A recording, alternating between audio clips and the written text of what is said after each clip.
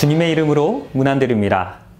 뉴스위크지에 따르면 미국 성인의 40%가 아마겟돈 전쟁으로 곧 세상이 멸망할 것을 믿는다라고 답변하였습니다. 최근 코로나 바이러스로 인하여 이 아마겟돈에 대한 관심이 점점 더 고조되고 있습니다. 오늘은 죽어야 사는 전쟁 아마겟돈이라는 제목으로 우리 하나님의 말씀 대언합니다. 하루는 저희 집 막내 꼬마 아이가 가장 좋아하는 만화 영화인 뽀로로를 보다가 말고 저를 찾아왔습니다. 무서워서 못 보겠다는 것입니다. 이 악당이 뽀로로를 괴롭힙니다. 그래서 이 악당으로 말미암아 이 뽀로로가 거의 죽게 되었습니다. 이 뽀로로가 공경에 처하게 되자 이 막내 아이는 무섭다고 가서 좀 같이 봐달라는 것입니다. 이 뽀로로가 질까봐 두려워하는 것입니다. 그래서 이 막내 아이와 함께 가서 이 뽀로로를 시청합니다. 이 만화 영화에도 이 선악간의 대쟁투가 있습니다. 처음에는 거의 악당이 승리하는 것처럼 보입니다. 그러나 거의 모든 이야기가 권선징악으로 맞춰지는 것처럼 끝에 가서는 결국 선한 편이 이 뽀로로가 승리합니다. 그 후로도 이 막내 꼬마 아이는 이 만화 영화를 또 보고 또 봤습니다. 그러나 이제는 더 이상 두려워하지 않습니다. 왜 그렇습니까? 끝을, 결말을 알기 때문입니다. 결국은 이 뽀로로가 승리한다는 것을 알기 때문입니다. 이것이 우리 하나님께서 우리에게 성경을 주신 예언을 주신 목적입니다. 하나님께서는 이 예언을 통해서 우리의 끝을, 이 세상 역사의 끝을 보여주셨습니다. 그 무섭고 떨리는 이 아마겟돈 전쟁의 끝을 보여주셨습니다. 승리를 보여주신 것입니다. 끝을 알면 두렵지 않습니다. 성경 전체에 두려워하지 말라는 말씀이 몇 번 나오는지 아십니까? 365번입니다. 두려운 세상이지만 그럼에도 불구하고 날마다 하나님께서 우리와 함께 하시기에 두려워하지 말라는 것입니다. 사단은 우리에게 말합니다. 두려워하라. 그러나 하나님께서는 두려워하지 말라라고 말씀하십니다. 이번 야영회를 통해서 이 코로나 바이러스의 징조로 인한 두려움이 아닌 우리의 머리를 들어 재림의 소망을, 그 끝을 함께 보게 되시길 바랍니다. 먼저 우리는 아마겟돈이 무엇인지를 알아야 합니다. 이 아마겟돈 전쟁에 대한 서로 다른 여러 가지 해석들이 있습니다. 그 중에 몇 가지만 오늘 소개합니다. 첫 번째는 전쟁입니다. 이 사람들은 이 아마겟돈이 러시아가 이슬람 국가들과 함께 연합하여 이스라엘을 공격하는 전쟁이 될 것이다 라고 주장합니다. 이로 인해서 이슬람과 기독교, 공산주의와 민주주의 국가들이 대립하게 될 것입니다. 이는 곧 정치적, 종교적 전쟁입니다. 그리고 바로 이것이 제3차 세계대전이고 이로 인하여 세상이 멸망할 것이다 라는 이론입니다. 많은 기독교인들이 이 해석을 믿고 지지합니다. 두 번째는 식량 부족입니다. 지구의 인구가 10억 명 이르는데 수천 년이 걸렸습니다. 그러나 그 후로 20억에 달하는 데는 불과 100년이 걸리지 않았습니다. 이제는 인구 10억 명이 더 증가하는데 불과 몇 년밖에는 걸리지 않습니다. 그래프에서 보시는 바와 같이 인구가 기하 급수적으로 증가하고 있습니다. 이 인류는 제한된 자원을 놓고 서로 경쟁하면서 전쟁을 벌이게 될 것입니다. 바로 그것이 마지막 전쟁 아마겟돈이 될 것이다 라는 주장입니다. 그리고 세 번째는 소행성의 충돌입니다. 나사에서 2029년도 4월 13일에 한 행성이 지구와 충돌하게 될 가능성을 2.7%로 예측합니다. 그리고 이 행성의 이름을 이집트의 죽음의 신의 이름을 따서 아포피스라고 불렀습니다. 실제로 약 3,000피트 정도 되는 크기의 소행성이 지구와 충돌하면 이 인류 전체가 멸망할 수도 있다고 합니다. 그러나 다행인 것은 최근에 이 행성의 궤도가 바뀌어서 지구를 비껴나갈 것이다 라고 나사가 새롭게 발표했습니다. 이 어떤 사람들은 이 지구가 다른 행성과의 충돌로 인하여 멸망할 것이고 바로 그것이 아마겟돈이 될 것이다 라고 주장하는 것입니다. 실제로 이런 행성 충돌의 이야기를 담은 영화가 제작되었던 적이 있습니다. 혹시 무엇인지 아십니까? 그 영화의 제목이 아마겟돈이었습니다. 그리고 다음은 현재 가장 많은 관심을 가지고 있는 이론입니다. 화면에서 보시는 것처럼 세계적으로 2억 명 이상을 죽게 했던 흑사병, 그리고 5천만 명 이상을 죽게 한 스페인 독감, 그리고 수십만 명의 사람들을 현재 죽게 하고 있는 이 코로나 바이러스와 같은 이 전염병이 곧 아마겟돈 전쟁이 될 것이다. 그리고 이로 인하여 이 세상이 멸망할 것이다 라고 주장하는 사람들이 있습니다. 이제는 성경이 이야기하는 아마겟돈은 과연 무엇인지 말씀드리겠습니다. 계시록 16장 12절에서 16절입니다. 또 여섯째가 그 대접을 큰 강 유브라데 쏟음에 강물이 말라서 동방에서 오는 왕들의 길이 예비됩니다. 주목하시기 바랍니다. 유브라데스 강이 마릅니다. 그리고 그 마른 유브라데스의 강 길을 따라서 동쪽에서 오는 왕들의 길이 예비됩니다. 13절입니다. 또 내가 봄에 개구리 같은 새 더러운 용이 용의 입과 짐승의 입과 거짓 선지자의 입에서 나옵니다. 이 세 인물이 오늘 말씀에서 아주 중요합니다. 용입니다. 짐승입니다. 거짓 선지자입니다. 16절입니다. 새 영이 히브리 음으로 아마겟돈이라 하는 곳으로 왕들을 모읍니다. 이 말씀을 다시 요약하겠습니다. 첫 번째는 유브라데스 강이 마르면서 왕들의 길이 예비됩니다. 두 번째는 용과 짐승과 거짓 선지자가 하나로 연합합니다. 그리고 그 전쟁의 현장이 바로 아마겟돈입니다. 이 세 가지 내용을 바탕으로 오늘 말씀을 드립니다. 먼저 이 아마겟돈 전쟁의 시작을 알리는 유브라데스 강물이 마릅니다. 그래서 이 동쪽에서 오는 왕들의 길이 예비되는 것입니다. 이것이 무슨 뜻입니까? 성경은 성경으로 풀어야 합니다. 계시록의 약 3분의 2가량이 구약 성경의 이미지를 인용하고 있습니다. 그리고 실제로 이 유브라데스 강이 마르는 사건은 구약의 역사를 통하여 성취되었던 일입니다. 고대 바벨론의 이야기인 것입니다. 고대 바벨론은 유브라데스 강 위에 세워진 도시였습니다. 다니엘서 5장 1절입니다. 벨사살 왕이 그 귀인 1,000명을 위하여 큰 잔치를, 파티를 열었습니다. 그리고 1,000명 앞에서 술을 마십니다.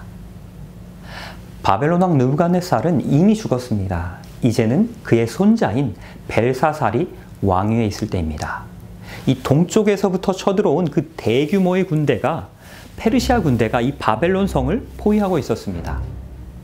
그러나 이 견고한 성 바벨론이 정복된다는 것은 불가능처럼 보입니다. 벽이 너무 높아서 오르기가 거의 불가능합니다. 이 성 안으로는 이 중심부를 가로질러서 유브라데스 강이 흐르기 때문에 물의 부족에 대한 걱정도 없습니다. 20년 동안이나 먹을 음식이 충분하게 이 도시 안에는 비축되어 있었습니다. 한 역사가의 기록에 의하면 이 바벨론 사람들은 밖에서 쳐들어오지도 못하고 이 높은 벽만 올려다보고 있는 이 페르시아 군대를 조롱합니다. 그리고 성벽 위에서 먹다 남은 음식들을, 그 음식물 쓰레기들을 성 밖으로 던지는 것입니다. 이 어린 왕 벨사살은 페르시아 군대를 전혀 걱정하지 않는다는 것을 증명하기 위해서 성대한 파티를 열었던 것입니다. 그리고 이스라엘을 정복하고 성전에서 빼앗아온 그 거룩한 전리품들을 가지고 오는 것입니다. 그리고 자랑합니다. 거룩과 부정이, 진리와 거짓이 뒤섞여 있던 곳이 바로 바벨론입니다. 이제는 예루살렘 성전에서 가지고 온 그 거룩한 기명에 그 부정한 수를 따라서 먹으려는 것입니다. 그때에 갑자기 공중에서 잘려진 손 하나가 등장합니다. 그리고 메네메네 데겔 우바르신이라고 벽에다가 글을 쓰는 것입니다. 모두가 두려워 떨고 있습니다. 왕이 무슨 뜻이냐고 신하들에게 물었지만 아무도 답변을 할 수 없었습니다. 아주 오래전에 느부갓네살 왕의 꿈을 해석했던 다니엘을 생각해냅니다. 그리고 이제는 즉시 왕명으로 이 다니엘을 궁궐로 호출하는 것입니다. 이제는 할아버지가 된, 머리가 하얘진 그 다니엘이 궁전으로 들어오게 되었습니다. 그리고 해석합니다. 다니엘서 5장 25절에서 28절입니다. 그 뜻을 해석하건대 메네는 하나님이 이미 왕의 나라의 시대를 세워서 그것을 끝나게 하셨다 하미요. 데겔은 왕이 저울에 달려서 부족함이 배었다 하미요. 우바르신은 왕의 나라가 나뉘어서 메대와 바사 사람에게 준 바가 되었다 함이니이다. 이제 이 바벨론이 멸망한다는 하나님의 경고인 것입니다. 다니엘서 2장의 예언이 성취되는 것입니다. 이제는 금머리의 나라가 멸망하는 것입니다. 그리고 은나라 페르시아가 예언의 일정대로 그 금나라를 정복하기 위하여 도착한 것입니다. 이 죄악된 세상에서 영원은 없습니다. 바벨론의 영화도 그 무엇이라도 결국은 사라질 것입니다. 우리의 삶도 이 지구의 역사도 마찬가지입니다. 이제 파티가 끝난 것입니다. 페르시아 군대가 이제는 바벨론을 향하고 있습니다. 그 가운데서 진데스강을 건너게 되었습니다. 그런데 이때 물의 유속이 너무 빨라서 페르시아 왕 고레스가 가장 아끼던 말이 이 물에 휩쓸려 가서 익사하게 되었습니다. 이 왕은 너무 화가 났습니다. 군사들에게 명하여 이 강물을 없애버리라고 명령합니다. 그 즉시로 군대는 강 좌우로 수로를 팝니다. 180개의 수로를 파서 물의 흐름을 돌려버렸습니다. 그리고 이 진데스강의 수위는 이제 발목 정도로 낮아지게 됩니다. 고레스와 그의 군대는 이 진데스강을 도강하며 이제는 할머니들도 이 강을 건널 수 있을 것이다 라고 이야기합니다. 드디어 페르시아 군대가 바벨론에 도착합니다. 그런데 너무 크고 웅장한 그 견고하기까지 한 이 바벨론의 성벽 앞에서 군사들이 사기를 잃어버렸습니다. 이때 고레스는 이 진데스강의 교훈을 기억합니다. 바벨론 초기 역사에 기록되고 있는 전설적인 여왕인 세미라미스는 뱃놀이를 무척 좋아했습니다. 그래서 그녀는 이 뱃놀이를 위해서 이 유브라데스강 유역에 인공 호수를 파게 되었습니다. 이 고레스는 그 수로의 위치를 그리고 그 인공 호수의 위치를 찾아냈습니다.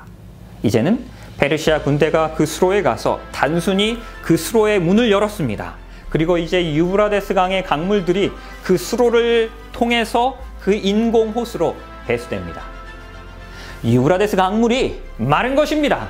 이제 말라버린 그 강 바닥을 따라서 페르시아 군대가 바벨론 성 안으로 진군합니다. 이제 이 페르시아 군대의 유일한 장애물은 그 수로에서 물들만 통과할 수 있는 그 수로의 문이었습니다. 그러나 그날 밤에 바벨론 군사들은 술에 취해서 그 수로의 문 잠그는 것을 잊어버린 것입니다. 고레스 왕은 그 문을 열고 성 안으로 무혈 입성하는 것입니다. 그리고 바벨론을 정복하는 것입니다. 여기서 주목할 것은 이것입니다. 이 고레스가 태어나기 100년 전에 이미 이사야서에서는 그의 이름까지 언급하며 이날 이 사건을 정확하게 예언합니다. 이사야서 44장 27절에서 45장 1절입니다. 기품에 대하여는 이르기를 마르라. 내가 내 강물들을 그 유브라데스 강물을 마르게 하리라. 나 여호와는 나의 기름 부음 받은 고레스의 오른손을 잡고 열국으로 그 앞에 바벨론으로 그 앞에 항복하게 하며. 이 다니엘서 5장의 기록에 의하면 동쪽에서 온 그 페르시아 왕 고레스가 유브라데스 강물을 마르게 합니다. 그리고 바벨론을 정복하는 것입니다. 이 이사야서에서는 그 고레스의 바벨론 정복을 예언하고 있는 이 이사야서에서는 이 고레스를 하나님의 기름 부음 받은 자라고 부릅니다. 히브리어로 번역하면 메시아입니다. 이 고레스는 우리를 구원하기 위하여 오시는 메시아 예수 그리스도를 상징합니다. 또 한 가지 중요한 것은 이것입니다. 이 고레스가 바벨론을 정복하고 포로로 끌려왔던 이스라엘 민족들을 그 약속의 땅으로 귀환시키시는 것입니다. 포로를 해방시키고 구원하는 것입니다. 지금까지 살펴본 다니엘서 5장은 이 아마겟돈에 관한 몇 가지 사실을 우리에게 알려줍니다. 첫 번째는 바벨론의 멸망입니다. 고레스가 바벨론을 정복하는 전쟁이 곧 아마겟돈 전쟁입니다. 그렇다면 여기서 바벨론은 무엇을 상징합니까? 계시록 14장 8절에서는 이 바벨론에 대하여 이렇게 이야기합니다. 또 다른 천사 둘째가 그 뒤를 따라 말합니다. 무너졌도다, 무너졌도다, 큰 성 바벨론이여. 모든 나라를 그 음행으로 인하여 진노의 포도주로 먹이던 자로다. 계시록이 이야기하는 그 마지막 시대의 영적 바벨론도 구약 시대의 바벨론과 동일합니다. 구약의 바벨론은 그 거룩한 성전 기물에 부정한 술을 따라서 마셨습니다. 마지막 시대의 영적 바벨론도 진리와 거짓이 뒤섞인 그 종교와 세계를 상징하는 것입니다. 이 바벨의 뜻은 혼돈입니다. 거룩과 부정이 뒤섞인 것입니다. 성경은 두 도시에 대해서, 두 영적인 도시에 대해서 이야기합니다. 첫 번째는 하나님의 도시인 예루살렘입니다. 그리고 두 번째는 사단의 도시인 바벨론입니다. 이 아마겟돈 전쟁은 그 바벨론을 정복하고 하나님의 도시인 예루살렘을 세우는 전쟁인 것입니다. 아마겟돈 전쟁에 대한 우리가 알 수 있는 두 번째 사실은 동쪽에서 온 왕인 이 고레스가 이스라엘 민족들을 해방시키며 구원하는 전쟁이라는 것입니다. 마태복음 24장 27절입니다. 번개가 동편에서 서편까지 번쩍임같이 인자의 임함도 예수 그리스도의 다시 오심도 그러하리라. 예수님은 동쪽에서 오신 왕입니다. 이 고레스가 동쪽에서 와서 고대 바벨론을 정복했던 것처럼 예수 그리스도께서는 영적 바벨론을 점령하실 것입니다.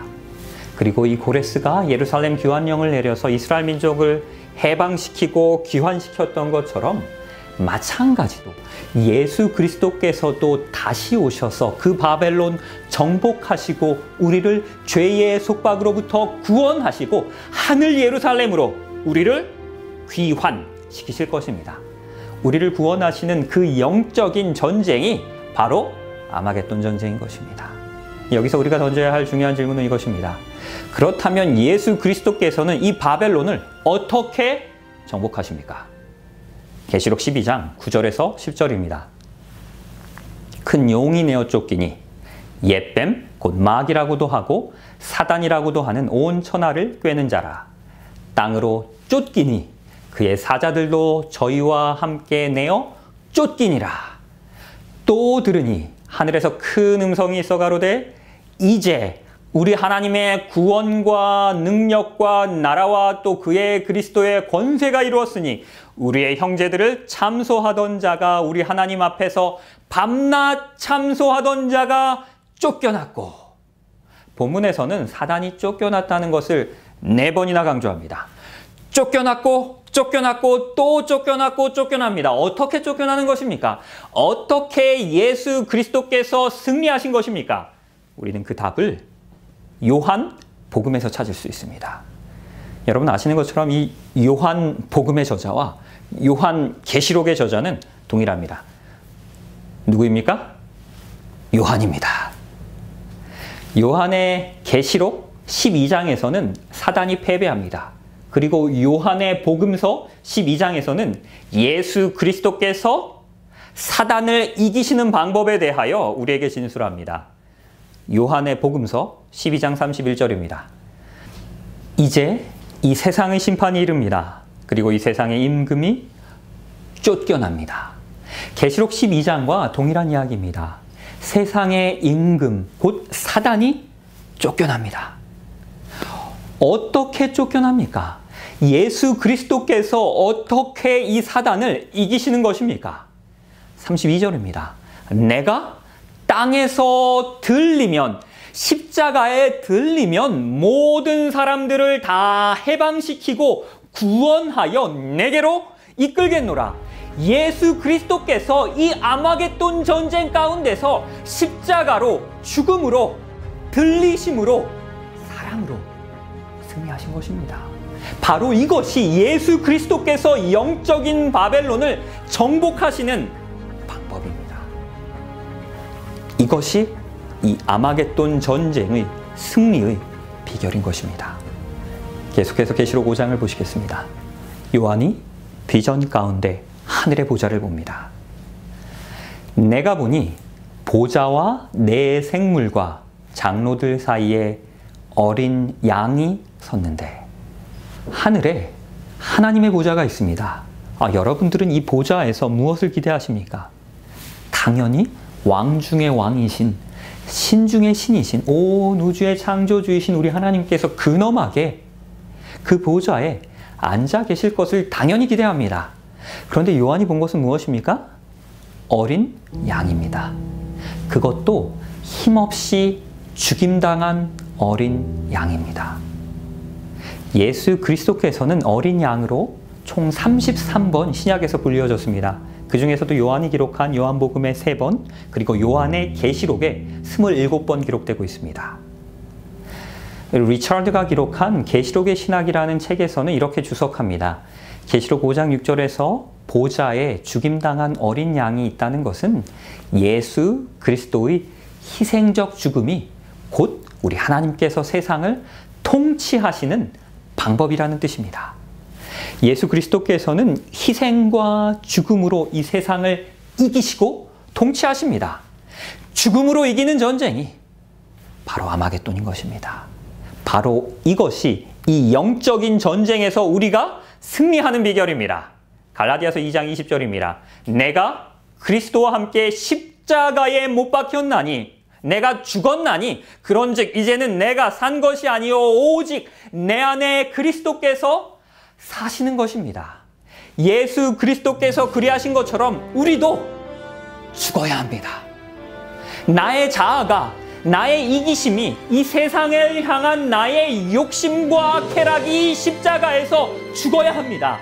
그러할 때에 내 안에서 예수 그리스도께서 사실 수 있는 것입니다.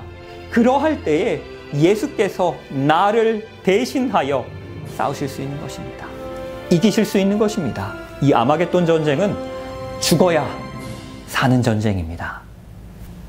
몇 년 전 몽골에서 실제로 있었던 이야기입니다. 몽골의 개척교회에서 한 선교사님께서 예배를 진행하고 계시는데 벌러르라고 하는 한 소녀가 예배 시간에 땀이 뒤범벅이 되어서 교회에 들어왔습니다.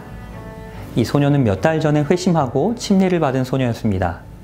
그런데 그날 아침에 그 집의 가장 큰 재산인 소를 잃어버렸습니다. 그리고 이 소를 찾으려고 온 들판을 뛰어다닌 것입니다. 그런데 이 소를 끝까지 찾지 못했습니다. 그 가운데서 예배 시간이 임박했다는 것을 깨닫고 소 찾는 일을 중단하고 하나님께 예배드리기 위해서 그 들판을 가로질러서 허겁지겁 이 교회까지 뛰어온 것입니다. 이제 예배가 마쳐집니다. 목사님께서 마지막 축도를 하십니다. 그리고 온 회중이 아멘으로 화답하는데요. 이때에 혹시 이 소리 들리십니까? 아멘, 이 소리가 들려오는 것입니다. 이 밖에서, 교회 밖에서 그 벌러르의 소도 같이 아멘으로, 음매로 화답하는 것입니다. 이 어린 소녀가 믿음으로 하나님께 예배드렸을 때 하나님께서는 이 아이를 대신하여 그 소 찾아주셨습니다. 이것이 신앙입니다. 바로 이것이 영적인 전쟁인 것입니다. 이 아마겟돈 전쟁은 내가 싸우는 전쟁이 아닙니다. 내가 하나님 앞에 믿음으로 신뢰하며 나올 때에 하나님께서 나를 대신하여 싸워주시는 영적 전쟁인 것입니다. 그리고 그 영적인 싸움의 장소가 바로 아마겟돈입니다. 계시록 16장 16절입니다. 새 영이 히브리음으로 아마겟돈이라 하는 곳으로 왕들을 모읍니다. 이 요한은 계시록을 그리스어로 쓰다가 아마겟돈이라는 단어에서만 히브리어로 돌아갑니다. 자신의 모국어로 돌아간 것입니다. 히브리어로 이 아마겟돈은 무깃도에 있는 산이라는 뜻입니다. 무깃도는 이스라엘 북쪽에 위치한 약 20마일 정도의 크지 않은 조그마한 계곡입니다. 이 무깃도는 아프리카와 유럽 그리고 아시아를 잇는 교차로에 위치했기 때문에 지정학적으로 세계의 중심지입니다. 그러했기 때문에 이곳에서 수많은 전쟁들이 있었습니다. 사사 드보라가 시스라의 군대와 전쟁했던 곳도 바로 이곳입니다. 여호수아가 가나안 왕들과의 전쟁을 벌였던 곳도 바로 이곳입니다. 이곳은 수많은 육체적 전쟁이 있었던 곳인과 동시에 영적인 전쟁 역시도 이곳에서 일어나게 되었습니다. 사울이 영매를 찾아갑니다. 그리고 그로 인하여 전쟁에서 패배하고 죽게 되는 곳도 바로 이곳 무깃도였습니다. 이 무기또 계곡에는 세 개의 산들이 있습니다. 그리고 이 세 개의 산들의 의미가 아마겟돈 전쟁이 무엇인지를 우리에게 아주 잘 설명해 줍니다. 첫 번째는 무기또 북쪽에 위치한 갈멜산입니다. 엘리야가 850명의 바알의 선지자들 앞에서 하나님께 예배드렸던 그 유명한 이야기의 배경입니다. 이곳에서는 참 하나님과 거짓 신들의 전쟁이 벌어지게 됩니다. 영적인 전쟁인 것입니다. 이 가운데서 누구를 섬기겠냐는 너희의 섬길 자를 내가 오늘 택하라는 그 선택의 전쟁이 벌어졌던 곳이 바로 이곳 갈멜산인 것입니다. 갈멜산은 선택의 산입니다. 이 아마겟돈 전쟁은 영적인 선택의 전쟁인 것입니다. 남쪽에는 길보아산이 있습니다. 이곳은 사울이 영매를 방문한 곳입니다. 이곳에서 사단이 기적을 일으켜서 사무엘의 영혼을 불러냅니다. 영적인 기만이 있었던 강신술의 장소가 바로 이곳 길보아산입니다. 이 강신술은 이 최후의 전쟁 아마겟돈에서 사단이 가장 즐겨 사용하는 무기입니다. 이제 남동쪽으로 내려가면 세 번째 산, 우리에게 변화산으로 알려진 다볼산이 있습니다. 그날에 예수께서 영광스러운 모습으로 변화되셨던 산입니다. 이는 재림에 관한 작은 청사진을 우리에게 보여주는 산입니다. 바로 아마겟돈 전쟁은 재림의 때에 완전히 종결되게 됩니다. 이 무기또의 세 산의 의미를 종합하면 이것입니다. 아마겟돈 전쟁은 재림의 전에 영적인 기만이 있는 그 바벨론의 시대에 마지막 신앙의 결정을 내리는 영적인 싸움인 것입니다. 이 전쟁은 하늘에서 루시퍼의 반역으로 시작되었습니다. 그리고 예수 그리스도의 십자가의 죽으심으로 절정을 이루었습니다. 이기셨습니다. 이미 승리하신 것입니다. 이 전쟁은 무력으로 정복하는 전쟁이 아니라 십자가에서 죽기까지 복종하시고 섬김으로 사랑으로 승리하시는 전쟁입니다. 바로 죽음으로 이기는 전쟁이 아마겟돈 전쟁입니다. 죽어야 사는 전쟁이 바로 이 아마겟돈 전쟁인 것입니다. 그럼 이 마지막 시대에 우리는 무엇해야 합니까? 십자가를 따라야 합니다.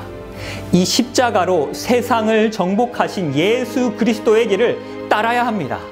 유브라데스 강물이 마르며 예수 그리스도께서 재림하실 그때에 비로소 이 전쟁은 완전하게 종결될 것입니다. 위조의 신이라고 불리우는 프랭크 바르사가 있습니다. 프랭크는 역사상 가장 진짜 같은 위조 지폐를 2,800억이나 만들었습니다.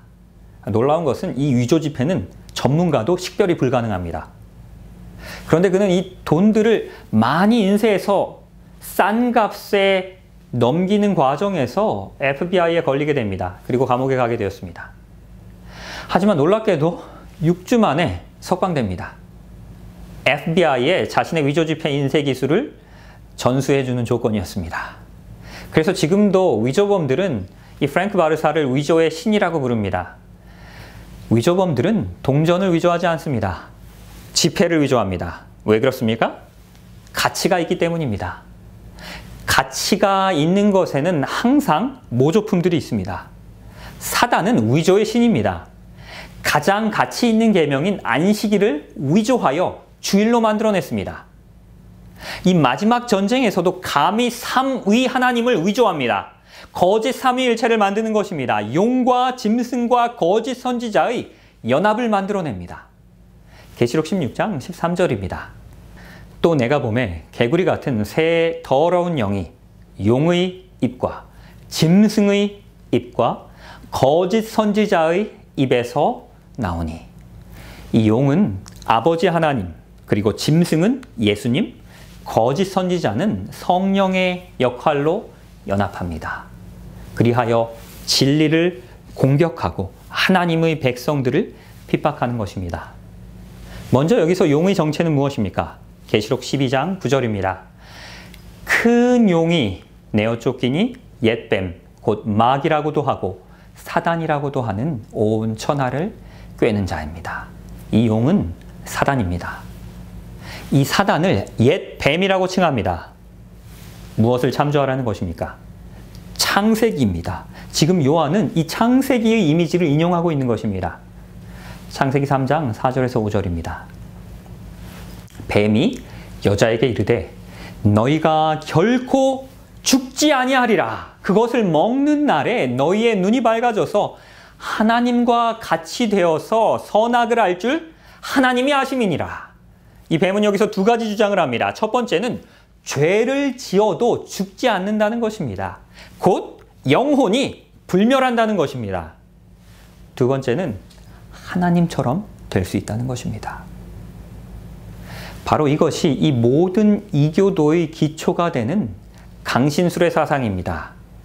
고대 바벨론에서 비롯된 바벨의 사상인 것입니다. 그러나 이러한 사상이 오늘날의 현대 교회 안에서도 자리 잡고 있습니다. 사람이 죽어도 영혼은 영원히 살아서 죽지 않는다고 믿는 것입니다. 이 뱀이, 사단이 하나님의 백성들을 미혹하는 것입니다. 그리고 이 교회를 바벨론으로 만들었습니다. 이 용의 정체는 사단이며 강신술로 우리를 공격합니다. 그럼 다음 짐승은 누구입니까? 계시록 13장 4절입니다. 용이 짐승에게 권세를 주므로 용에게 경배하며 짐승에게 경배합니다. 이 예언적 해석에서 짐승은 곧 나라입니다. 그리고 동시에 경배합니다. 종교와 관련된 나라라는 것입니다. 종교이며 곧 나라인 바티칸 로마 캐톨릭을 이야기합니다. 이 짐승의 정체는 교황권입니다. 그리고 이 짐승은 짐승의 표로 우리를 공격할 것입니다. 다음은 거짓 선지자입니다. 계시록 19장 20절입니다. 짐승이 잡히고 그 앞에서 이적을 행하던 거짓 선지자도 이제 함께 잡힙니다. 짐승의 표를 받고 그의 우상에게 경배하던 자들을 이적으로 미혹하던 자입니다. 이 거짓 선지자의 역할은 이적을 행하여 사람들로 하여금 짐승의 표를 받게 강요하는 것입니다. 계시록 13장에서 등장하는 이 둘째 짐승, 곧 미국 역시도 하나님의 백성들에게 짐승의 표를 강요합니다. 이 거짓 선지자와 이 둘째 짐승은 동일한 일을 하는 것입니다. 이 둘째 짐승 역시도 양처럼 생겼지만 용처럼 말합니다. 미국도 선지자처럼 보였지만 실제로는 거짓 선지자의 역할을 하는 것입니다. 이 거짓 선지자, 곧 미국의 무기는 배도하여 용처럼 말하는 타락한 교회입니다. 계시록 16장 13절에서 14절입니다. 또 내가 보매 개구리 같은 새 더러운 영이 용의 입과 짐승의 입과 거짓 선지자의 입에서 나오니 저희는 귀신의 영이라. 이적을 행하여 온 천하 임금들에게 가서 하나님 곧 전능하신 이 큰 날에 전쟁을 위하여 그들을 모으더라. 이 사단의 삼위일체가 온 천하 임금들 곧 정치적인 힘과 연합합니다. 세계를 모읍니다. 이 세계를 통합하려는 것입니다. 이제 이 통합된 세력이 사단에게 경배하도록 전 세계를 강요할 것입니다. 무엇인가를 강요하기 위해서는 법이 필요합니다. 바로 이때 만들어지는 법이 일요일 휴업령입니다. 그리고 이 법으로 인하여 온 세상이 짐승의 표를 받도록 강요당할 것입니다. 그리고 이 아마겟돈의 전쟁에서 우리에게 항복하도록 강요할 것입니다. 바로 이때 있게 될 일들에 대하여 다니엘서 2장은 이렇게 이야기합니다. 다니엘서 2장 43절입니다. 왕께서 철과 진흙이 섞인 것을 보셨은즉 그들이 다른 인종과 서로 섞일 것이나 피차에 합하지 아니함이 철과 진흙이 합하지 아니함과 같으리이다. 샤르말류 대제가 그리고 나폴레옹이 독일의 빌헬름 2세가 히틀러가 모두 유럽을 하나로 연합하려고 시도합니다. 그러나 다 실패하였습니다. 유럽 연합 역시도 거의 성공하는 것처럼 보였지만 영국의 탈퇴로 실패합니다. 철과 진흙이 합하지 못함 같이 연합될 수 없다는 것입니다. 이 사단도 마지막 때에 새 더러운 영의 연합으로 온 세상을 하나로 통합하려고 합니다. 그러나 그의 시도는 실패할 것입니다. 바로 그때에 이 세상의 역사는 마지막 뜨인 돌, 예수 그리스도의 재림으로 맞춰지는 것입니다. 이 마지막 영적인 전쟁 아마겟돈은 예수 그리스도의 다시 오심으로, 그 돌 나라의 다시 오심으로 맞춰지게 됩니다. 한국교회 역사에서 부조와 선지자를 최초로 번역한 분은 이 사진에서 보시는 미국에서 온 선교사 사움태입니다. 이 사움태 선교사가 하루는 꿈을 꾸게 되었습니다. 저쪽 강 건너편에서 흰 옷을 입은 3명의 여인들이 간절하게 와달라고 손짓하는 것입니다. 그러나 이 꿈은 곧 잊혀지게 되었습니다. 그런데 그날 대총회에서 이 사움태 선교사에게 편지 한 통이 배달됩니다.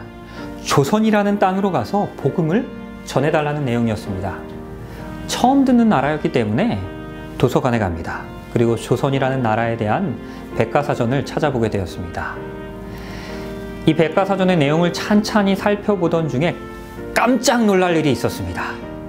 그 백과사전에 있는 사진 속에, 조선의 여인들의 사진 속에서 어젯밤에 본 것과 동일한 그 흰옷을 입은 여자들이 그곳에 들어있는 것입니다. 하나님의 뜻이라고 생각합니다. 그리고 이 사움태 선교사는 한국의 선교사로 떠나게 되었습니다. 한국에 온 지 11개월 만에 의명학교에서 한국어로 수업을 할 정도로 한국어에 특별한 재능이 있었습니다. 그리고 이 하나님께서 주신 재능으로 그녀가 가장 먼저 하고 싶었던 일은 부조와 선지자를 번역하는 것이었습니다. 죄로 인하여 죽을 수밖에 없는 이 인류를 향한 하나님의 구속의 계획이 무엇인지를 이 조선 사람들에게 간절히 들려주기 원했습니다. 1916년도부터 부조와 선지자의 번역은 시작되었습니다.